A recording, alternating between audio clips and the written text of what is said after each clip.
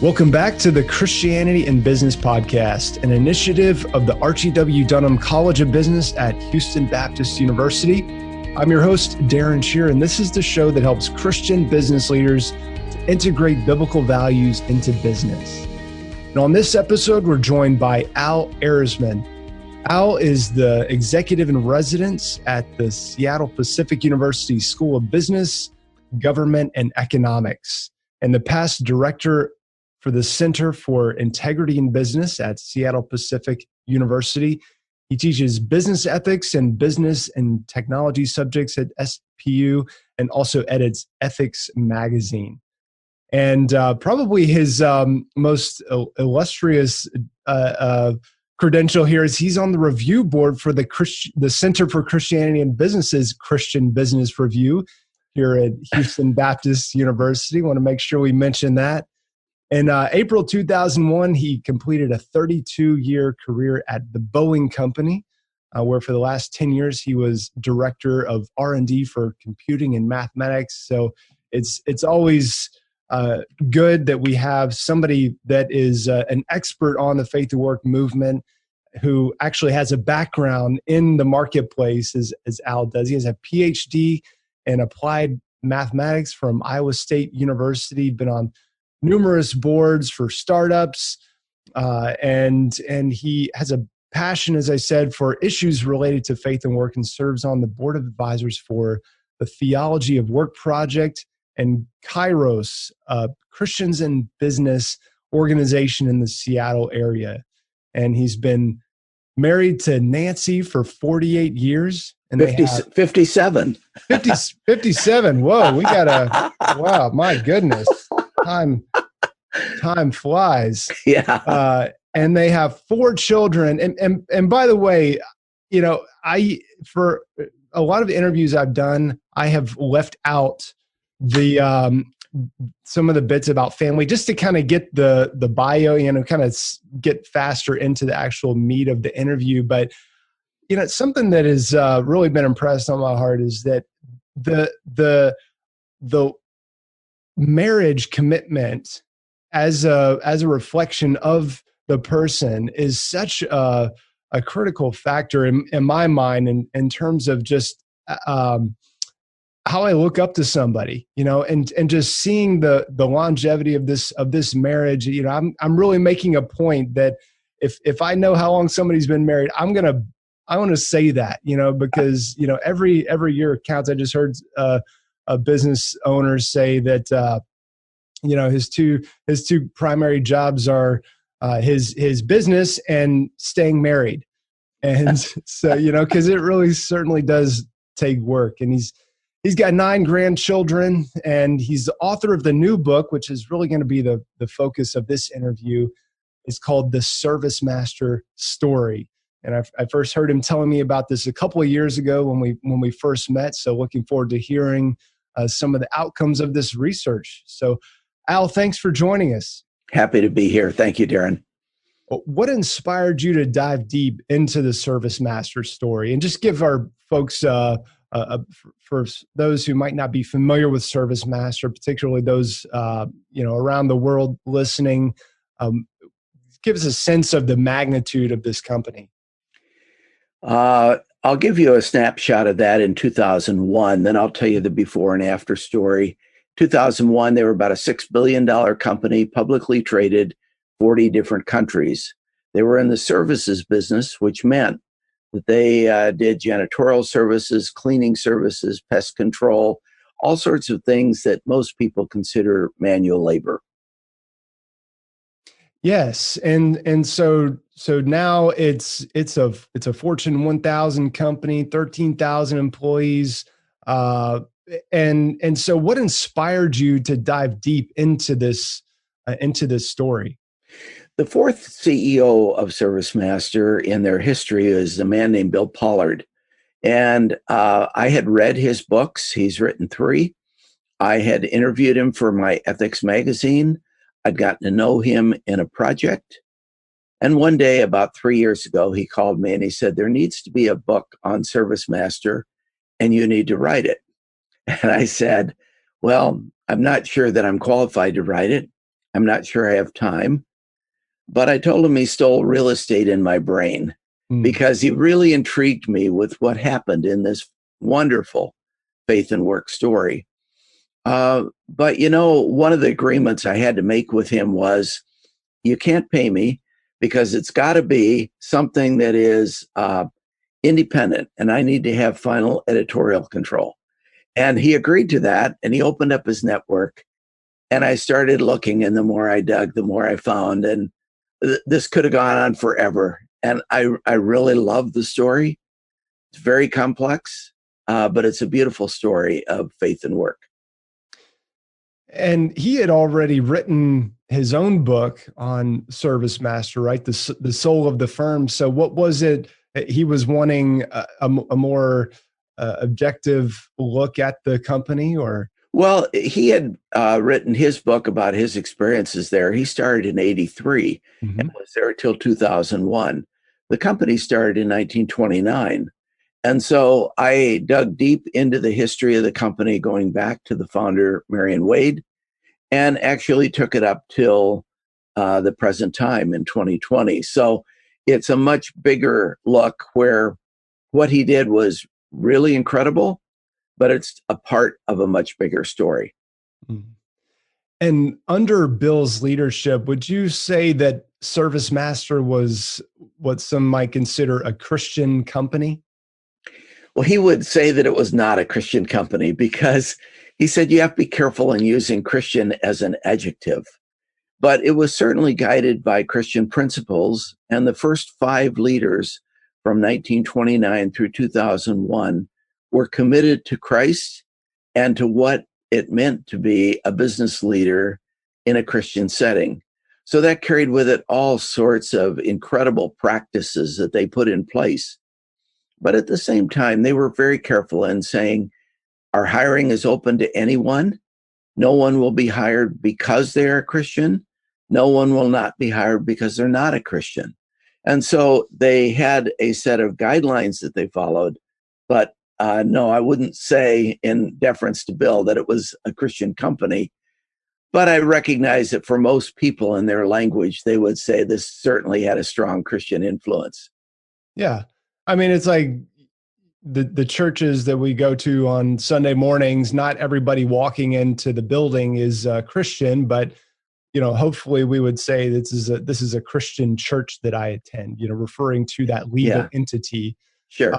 But so if they were to be accused of being a Christian company, what would be some of the hallmarks that someone might base that on?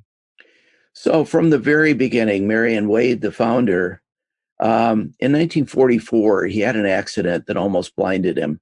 And he said it was an experience like the Damascus Road, where he suddenly realized that he had been a Christian on Sunday. He had been running his business with ethical principles. But he said, what would it look like to make a company that is wholly committed to serving God? So he had a phrase that he used to serve God in the marketplace.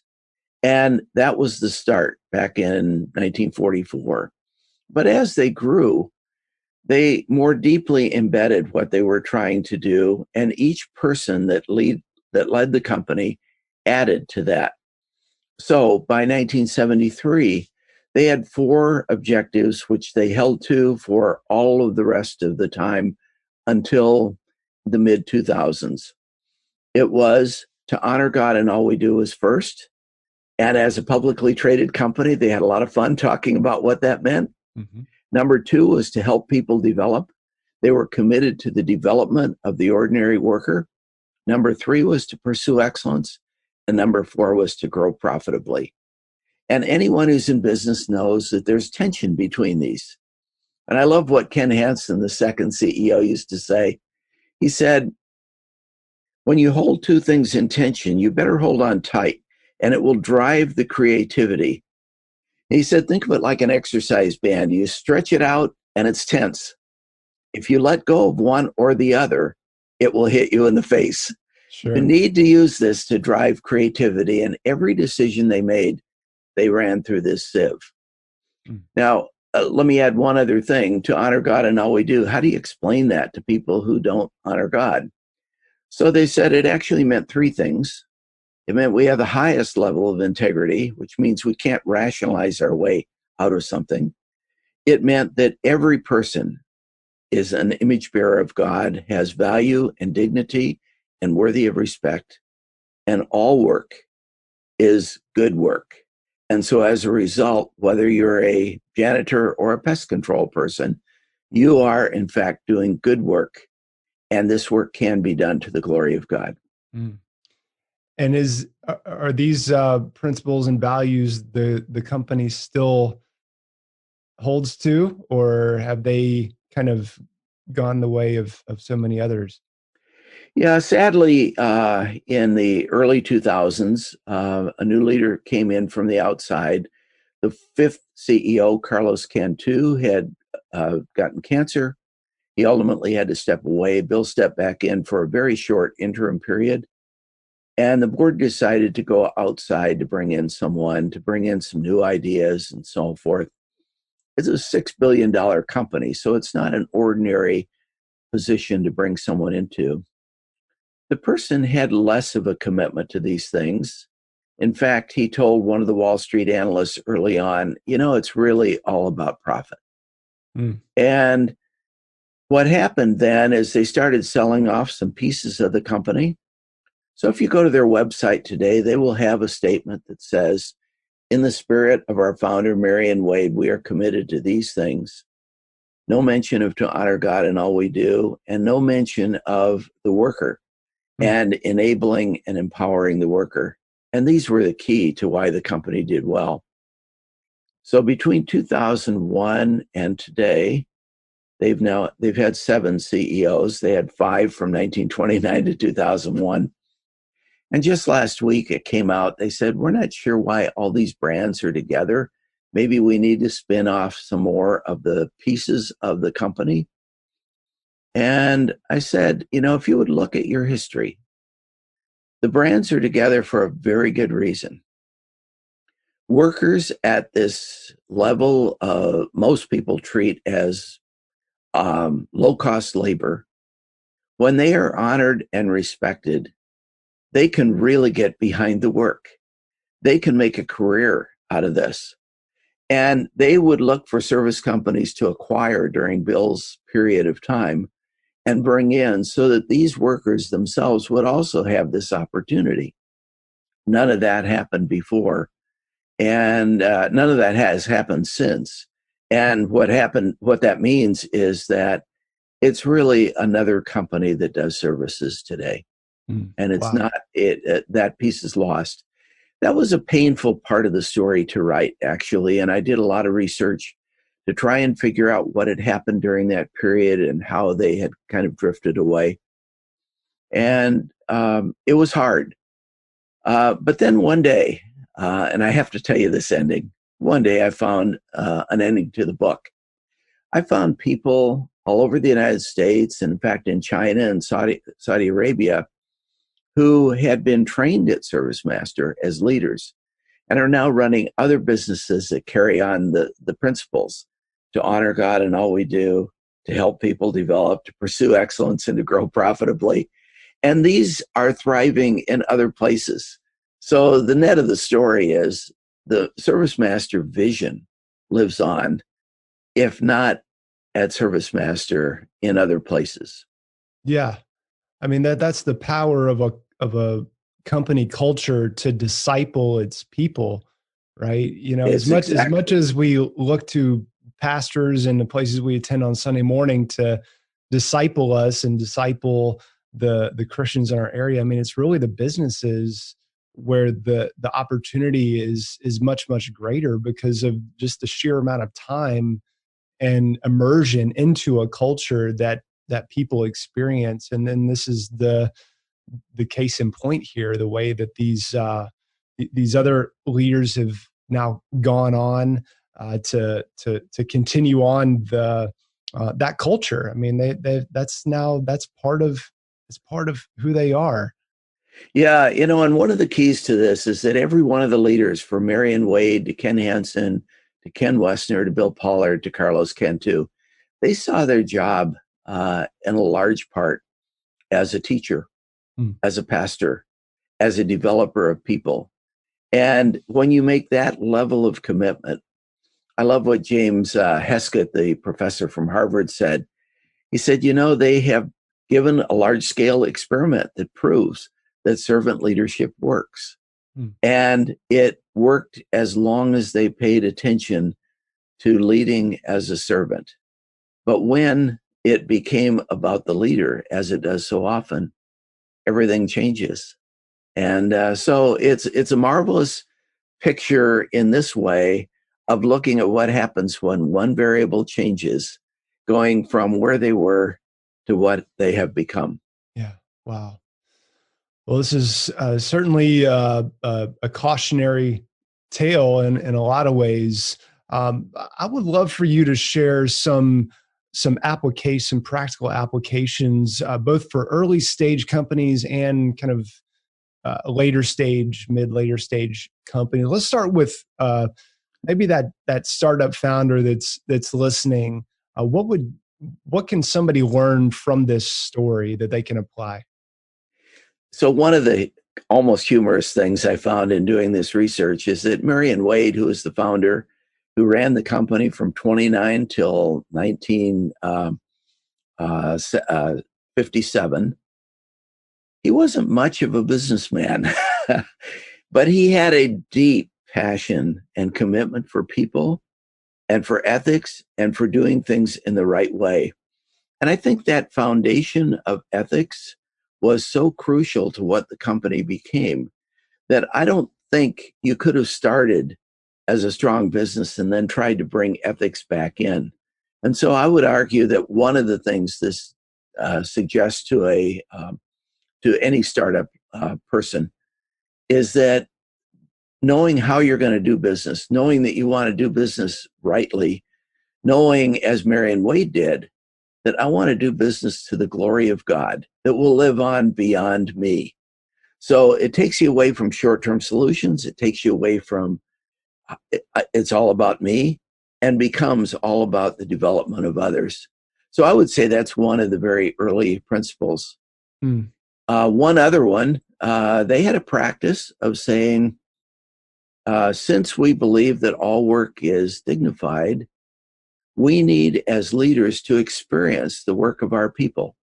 So every leader had to take time doing the work of the laborers. And when they did that, they first of all experienced how hard it was so they could be a good leader. But they secondly experienced the invisibility of the average service worker. The idea that you almost disappear into the furniture because you're just a service worker. That gave them an empathy and a way of leading that truly understood the life of a service person. And, Jesus came into our world to live among us, as John 1 says. And I think of it in much that same way, that there's an incarnational activity going on here that says, no, I'm not this great leader.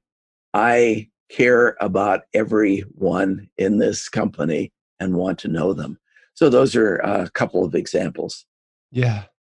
Yeah. Just really getting to know your people and considering the relationship, not just the transaction, what people can do for you, especially as with the small company, it just gets so focused on just trying to make payroll, just trying to get enough productivity, kind of squeeze people, and you just are so busy all the time that sometimes it's easy to not really consider the human beings that are working with you, and to consider what are their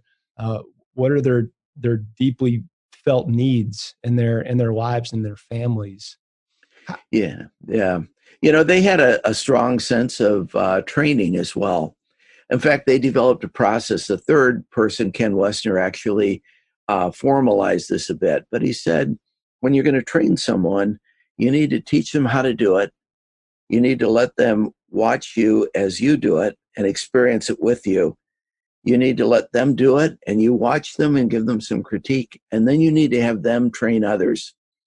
And the parallel between Jesus teaching his disciples, allowing them to participate with him in feeding 5,000, then sending them out 2 by 2 and evaluating what they did, and then in Acts to turn this over to them and say, okay, I want you to go out now and do this. It's a beautiful picture. So it was surprising to me how many ways they took their understanding of Scripture and embedded this in the way that they did their work. Yeah. Wow. Al, I've heard it said from well-meaning people in this faith and work movement that when a company has these spiritual objectives and they're going to put God's name on things, that they actually underperform. What have you in terms of the bottom line? And that was referring specifically to this idea of business's mission and going into other parts of the world with business as a means of evangelism and so on. That those spiritual objectives, if you're trying to make disciples and evangelize, then your bottom line is going to suffer. What have you found? How has ServiceMaster performed since basically kind of kicking God to the curb? Yeah. So I will give you a quote from a secular writer who observed ServiceMaster. And when the shift from the evangelical focus of the leaders changed, he said, maybe this is really good because they'll now turn to Six Sigma instead of praying about something. Well, unfortunately, he didn't understand what they had done because Marion Wade was an inventor. They did some amazing things, and so they didn't just pray about them. But in the foreword to his book, after he had finished writing, he said, I have observed, however, that since the evangelical focus left, that they have had more lawsuits against them and their financial performance has declined. Wow. He just made that comment, a throwaway in the foreword. And as I read that, I said, I think what ServiceMaster understood is that it isn't just about being nice. This is running a business. You see, if you think of business as a platform for something else, you're not really running a business, you're doing something else. And they really ran a business. So I think, in fact, one person told me that when he was interviewed, one of the first questions he was asked was, how would you fire someone? And he said, I thought you were this nice company that never fired anyone. He said, look, we run a business. How we do anything must be done to the glory of God, but God cares about the results of what we are doing. Yes. In fact, they set this objective in front of their people. So a janitor in a hospital would be brought together by the janitors would be brought together by the doctors and nurses to explain, you're not just cleaning the floor, you're helping the patient get well. Here's the connection between what you are doing and what the hospital is doing. And it gave people a sense of purpose and meaning that was much bigger than a task or a paycheck. As a result, they were really serious about their business. I love that.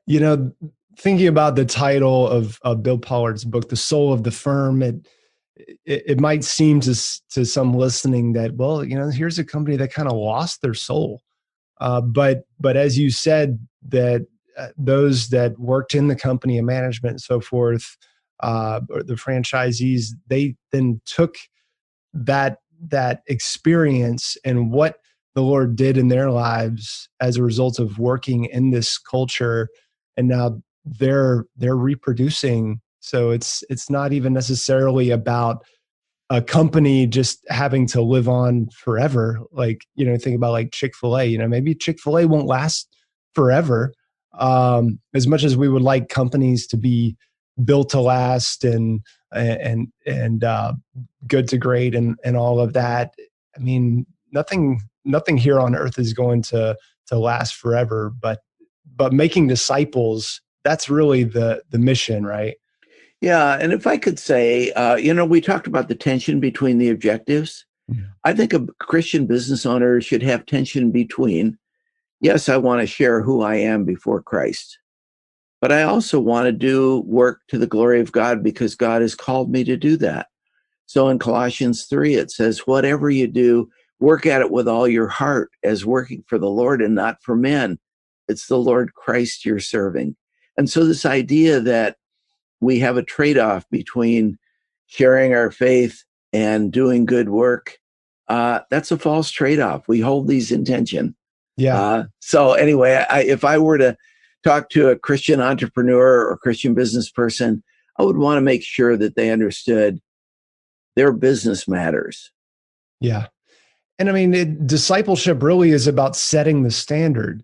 So, in some sense, there's the tension, but really I see them as one and the same. It's as uh, God is working through us according to his good pleasure, like the Bible talks about his power working mightily within us. Our accounting practices are going to be on point, our marketing, our human resources, all of these things. And that's what leads people to the Lord and then eventually they will ask for a reason for the hope that's within us. But it's that culture that happens and that it's formed through um, this kind of focus on the Lord and making him central to the business that changes people's lives, right? Absolutely. In fact, Proverbs 11:1 says it really well. It says, a false balance is an abomination to the Lord. So as a Christian, we know we want to do things fairly and justly. But the second half of that verse says, but a just weight is God's delight. Mm. And often we don't think about the fact that when we are doing our accounting, let's say, to the glory of God, it delights God. Yeah. We're not doing it as another reason. We're doing it to delight God. Yes. Yes. And then people, they see that and they're like, wow, that just seems right. That seems like the right thing to do. And then they find that, I mean, there's so many different entry points to a relationship with God. And so much of it comes from the business world, because that's where people spend so much of their time. Al, as we wrap it up, what would be maybe another lesson learned, some kind of a practical application? Feel free to direct this toward folks that maybe are in the midst of succession planning, or however you want to tackle that. Yeah, so every one of these leaders said that because this is not about me, but it's about others, I need to be thinking about succession planning all along.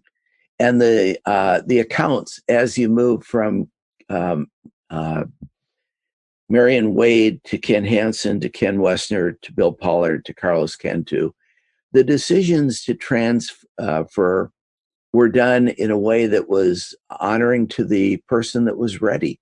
It wasn't that the person said, I guess I'm going to retire.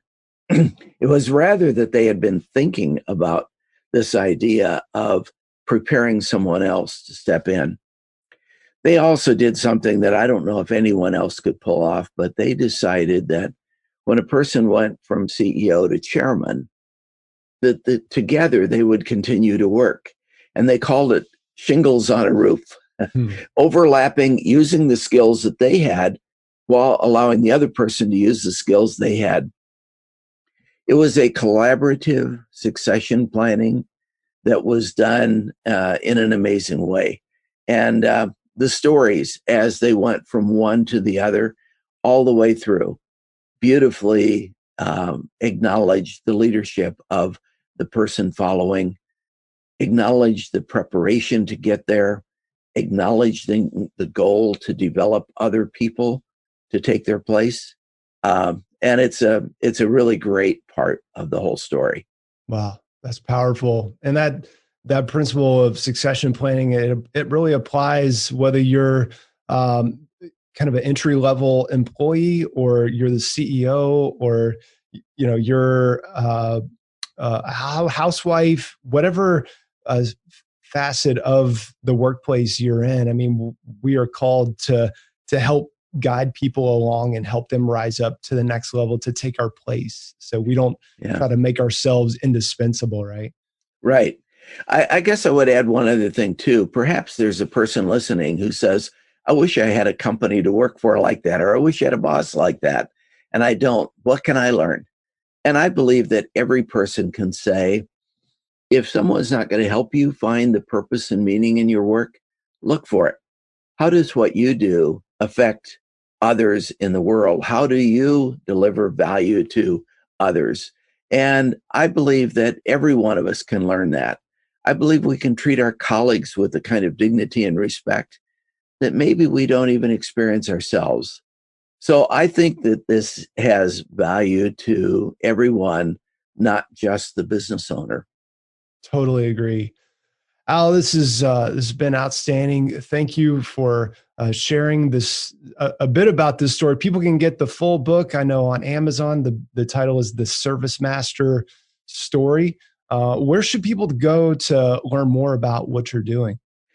Well, I do publish a lot of material, interviews that I've done. That's where I first met Bill, on ethics, ethix.org. But a lot of the biblical background that I have for this came out of studying every book of the Bible and what it has to say about our daily work. So the theologyofwork.org. And you'll find a commentary on every book of the Bible there. And all of that kind of informs how I think about business and how I approach this project. So maybe those two sources would be helpful. Excellent. I know that's ethics.org, ETHIX.org, and theologyofwork.org, correct? Correct. Al, this has been wonderful. Thank you for sharing your time and thank you for pouring your heart into this research as you do everything you do. We sure appreciate you and what you do for the Center for Christianity and Business. I know you've been helping for a long time among all the other things you're doing. We sure appreciate you. Thank you. Nice to be a part of this. Take care. We hope you've enjoyed this episode, and if so, we would greatly appreciate it if you would leave us a quick rating and review for the Christianity and Business podcast on iTunes. You can get more information about HBU Center for Christianity and Business at christianityandbusiness.com. Thanks for listening, and remember to keep integrating biblical values into your business.